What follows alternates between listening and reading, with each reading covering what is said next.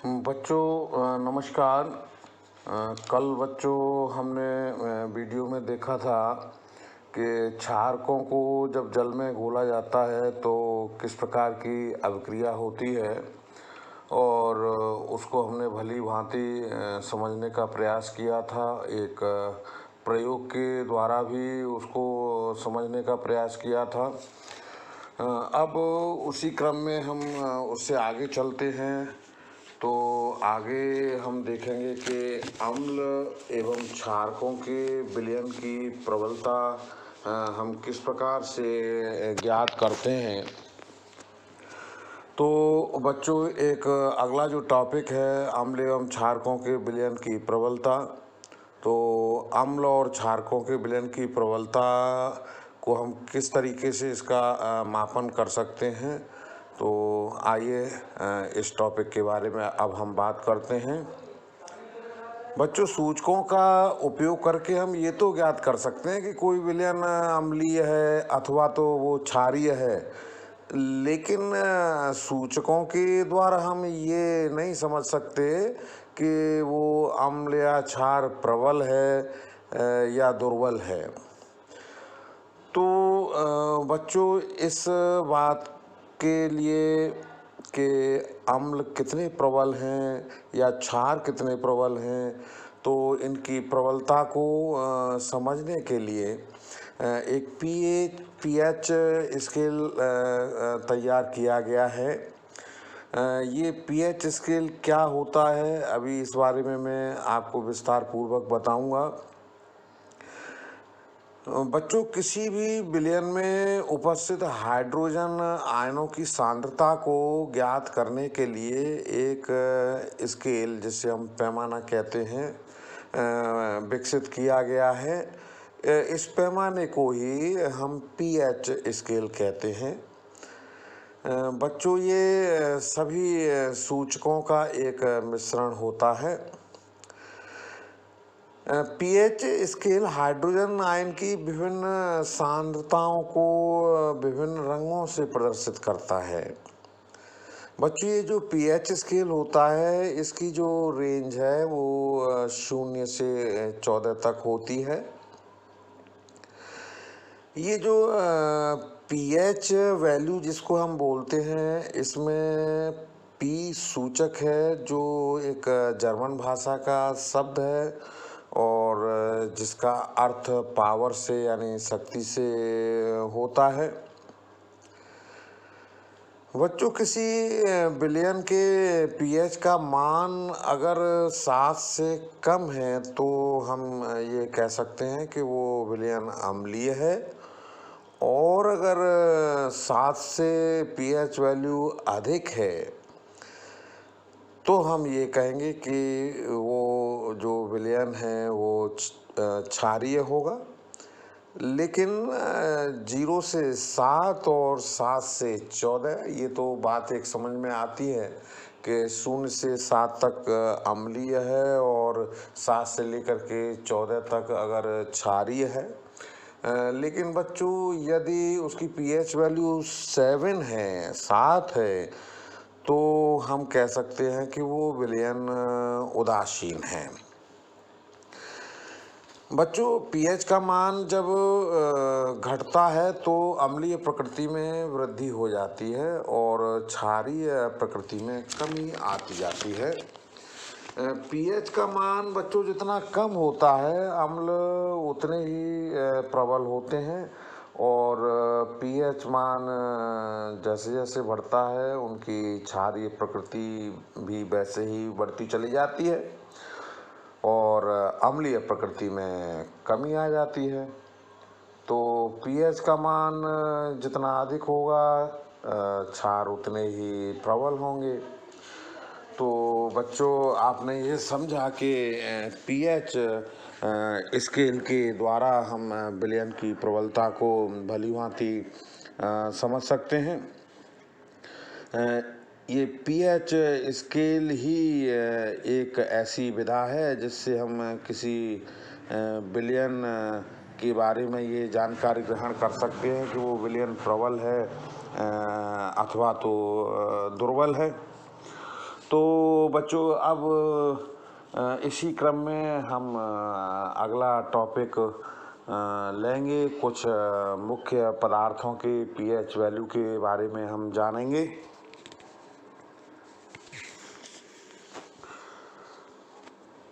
बच्चों चलिए अब हम कुछ मुख्य पदार्थों के पीएच मान के बारे में जानकारी हासिल करते हैं। बच्चों हमारे शरीर में जठर रस का निर्माण होता है। ये जो जठर रस होता है इसकी पीएच वैल्यू लगभग 1.2 के आसपास होती है। ये एक प्रबल अम्ल होता है। बच्चों ये जो जठर रस है वो आग्नाशय में बनता है और ये एक प्रकार का पाचक रस होता है। इसकी सहायता से प्रोटीन, कार्बोहाइड्रेट, वसा इनको पचाने का कार्य किया जाता है। नींबू का जो रस होता है उसकी पीएच वैल्यू लगभग 2.2 होती है और ये एक दुर्बल अम्ल होता है। इसी तरीके से ये शुद्ध जल की जो पीएच वैल्यू है वो 7.4 होती है। तो बच्चों जैसा कि हम जानते हैं कि जिनकी पीएच वैल्यू 7 होती है या 7 से थोड़ा इधर उधर होती है तो लगभग उदासीन होते हैं।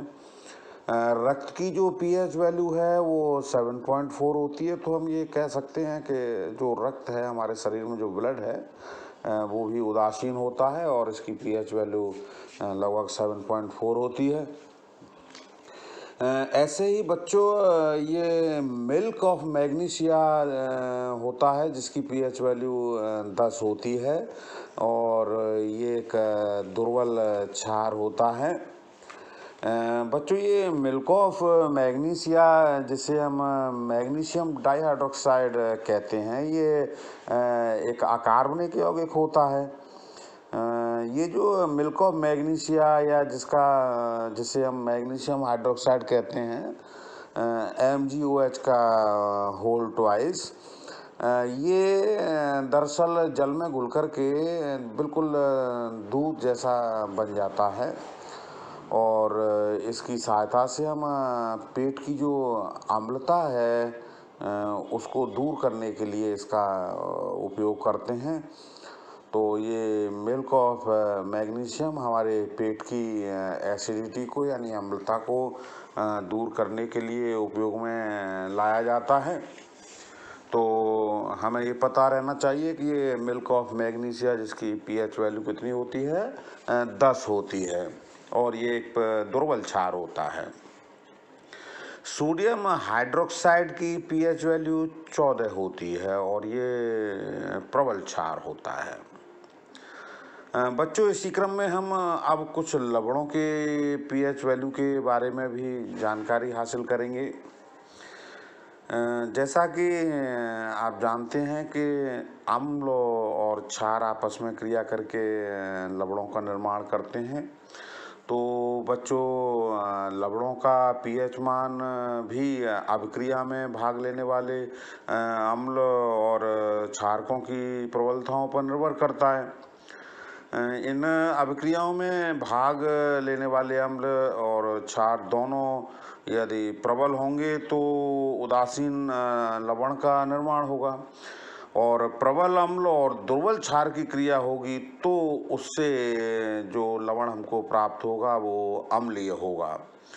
और प्रबल क्षार और दुर्बल अम्ल की अगर हम क्रिया कराएंगे तो प्राप्त जो लवण होगा वो क्षारीय होगा। तो इस तरीके से बच्चों लवणों का ये जो पीएच वैल्यू है उसके बारे में हम जान सकते हैं। इसके बाद फिर हम बच्चों अगले टॉपिक पर बात करेंगे कि अभी हमने अम्ल और क्षारों के विलयनों की प्रबलता के बारे में सीखा था। अब हम अम्ल और क्षारकों की जो प्रबलता है इसके बारे में डिस्कस करेंगे और उसके बाद दैनिक जीवन में जो पीएच वैल्यू है उसकी क्या महत्व है उसके बारे में भी हम समझेंगे।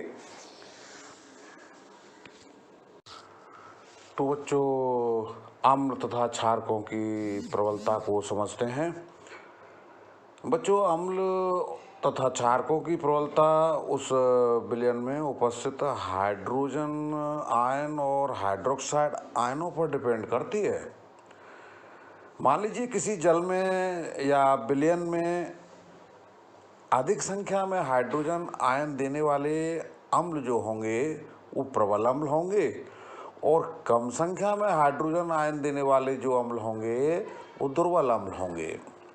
तो बच्चों, हम ये कह सकते हैं कि अम्ल तथा क्षारकों की प्रबलता विलयन में उपस्थित क्रमशः हाइड्रोजन आयनों तथा हाइड्रोक्साइड आयनों पर निर्भर करती है। किसी विलयन में अधिक संख्या में हाइड्रोजन आयन देने वाले अम्ल प्रबल अम्ल होते हैं, और कम संख्या में हाइड्रोजन आयन देने वाले दुर्बल अम्ल कहलाते हैं। इसी प्रकार बच्चों, विलयन में अधिक संख्या में हाइड्रोक्साइड आयन देने वाले जो क्षार हैं वो प्रबल क्षार कहलाते हैं, और कम संख्या में हाइड्रोक्साइड आयन देने वाले क्षार दुर्बल क्षार कहलाते हैं। बच्चों, अब हम अगले टॉपिक की अगर हम बात करें तो जो पीएच वैल्यू है या जो पीएच मान होता है उसका हमारे दैनिक जीवन में क्या महत्व है, उसका क्या इम्पोर्टेंस है, तो आइए इसके बारे में हम कुछ डिस्कस करते हैं। बच्चों, सभी पौधे, पशु और हमारा शरीर भी पीएच वैल्यू के प्रति बहुत ही संवेदनशील होता है। हमारा जो शरीर है उसकी जो पीएच वैल्यू बच्चों 7 से 7.8 यानी 7 to 7.8 की इसकी रेंज होती है, जिसे हम हिंदी में परास कहते हैं। तो हमारे शरीर की जो रेंज है, पीएच वैल्यू की जो रेंज है वो 7 से 7.8 होती है। जैसे जैसे पीएच का मान घटेगा अथवा तो बढ़ेगा, तो बच्चों हमारे शरीर में अस्वाभाविक लक्षण दिखाई देने लगते हैं, और इन अस्वाभाविक लक्षणों के कारण उसकी जो शरीर की जो क्रियाएं हैं उन पे बहुत विपरीत प्रभाव पड़ता है, जिसकी वजह से हमें बहुत परेशानियों का सामना करना पड़ता है। तो हमें स्वस्थ रहने के लिए आवश्यक है कि हमारे शरीर की जो पीएच वैल्यू है वो 7 से 7.8 होनी चाहिए। बच्चों, जो बारिश होती है या जो वर्षा का जो जल होता है, अगर उसकी परास यानी उसकी जो रेंज है, उसके पीएच वैल्यू की रेंज अगर 5.6 से कम हो जाए, अगर 5.6 से ऊपर है तब तो ठीक है, और जैसा कि आप जानते हो कि 7 पे तो जाके उदासीन होता ही है, तो वो तो बहुत अच्छी बात है। लेकिन अगर 5.6 से वर्षा के पानी की पीएच वैल्यू कम है तो इस वर्षा को हम अम्लीय वर्षा कहते हैं। और ये जो अम्लीय वर्षा है ये समस्त जीवधारियों के जीवन के लिए बहुत खतरे का प्रश्न उठाती है, या हम ये कह सकते हैं कि जीवधारियों की उत्तरजीविता कठिन हो जाती है। बच्चों, इस अवस्था में जितने भी जलीय जीव होते हैं वो तो मृत्यु को प्राप्त हो ही जाते हैं। तो बच्चों, इसमें से एक अच्छा प्रश्न ये भी निकलता है, कभी कभी परीक्षाओं में, कभी कभी क्या अक्सर परीक्षाओं में पूछा जाता है कि अम्लीय वर्षा से आप क्या समझते हैं। तो बच्चों, आप उसमें ये बता सकते हैं कि ऐसी वर्षा जिसमें जल की पीएच वैल्यू 5.6 से कम हो, तो ऐसी वर्षा को हम अम्लीय वर्षा कह सकते हैं। तो बच्चों, इससे आगे फिर हम नेक्स्ट पॉइंट की बात करेंगे।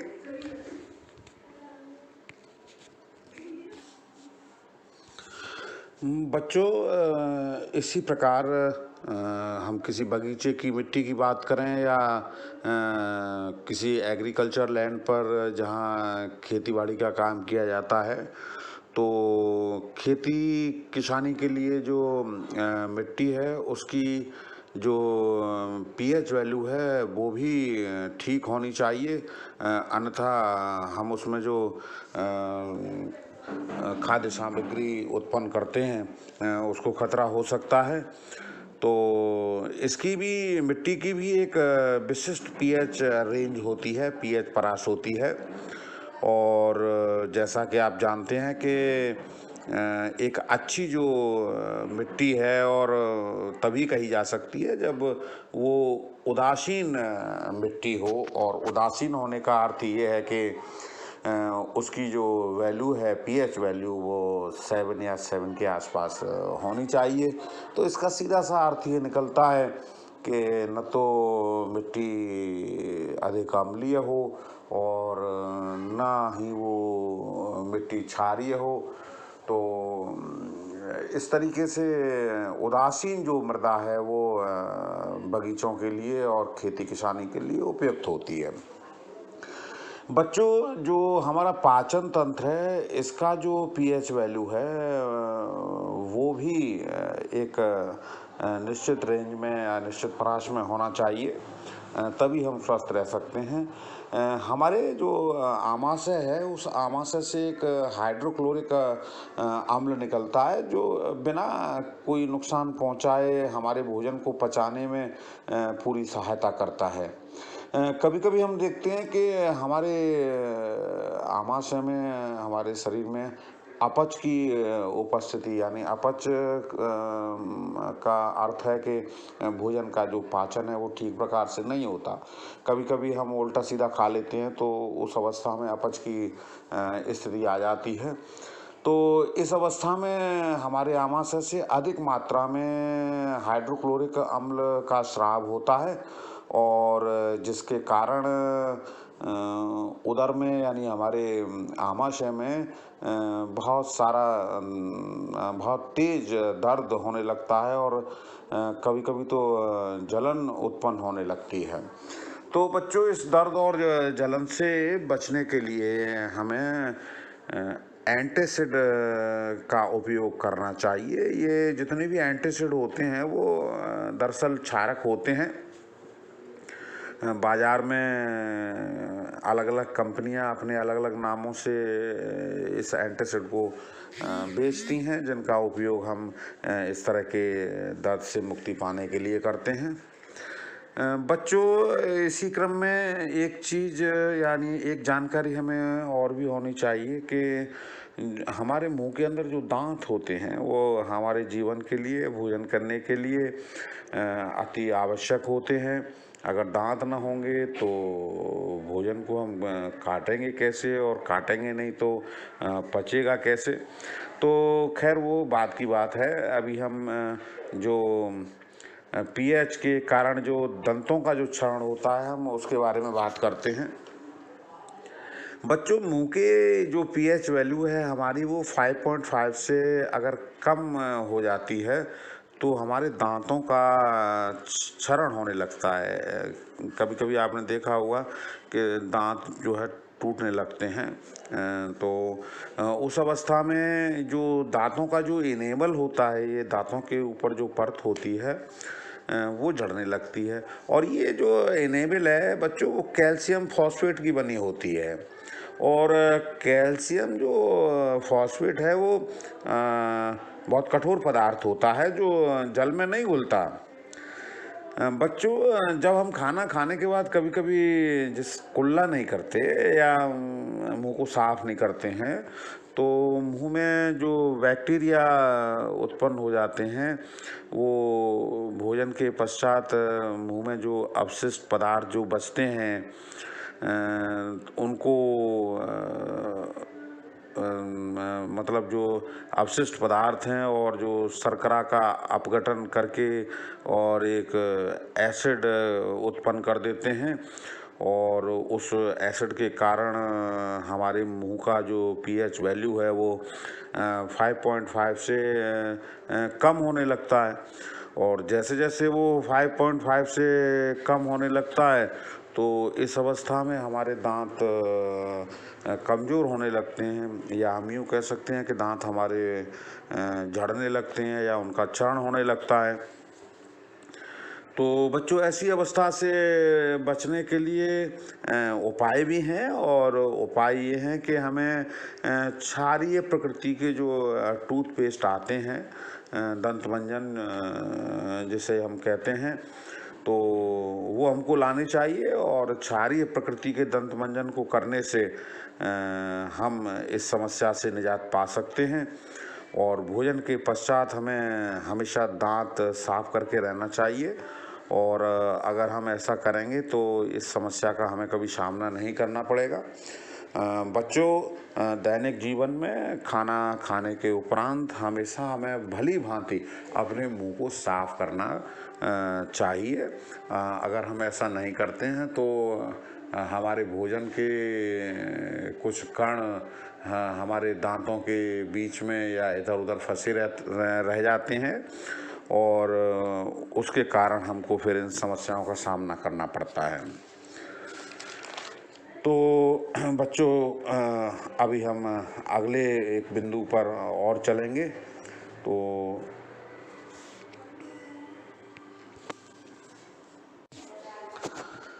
बच्चों, अब हम नेक्स्ट पॉइंट यानी 5वें बिंदु पर आते हैं कि पशु एवं पौधों द्वारा उत्पन्न रसायनों से आत्मरक्षा। यानी पशु और पौधे किस प्रकार से रसायन उत्पन्न करते हैं और उनसे हम अपनी रक्षा किस प्रकार करें, उसके बारे में थोड़ा सा डिस्कस करेंगे।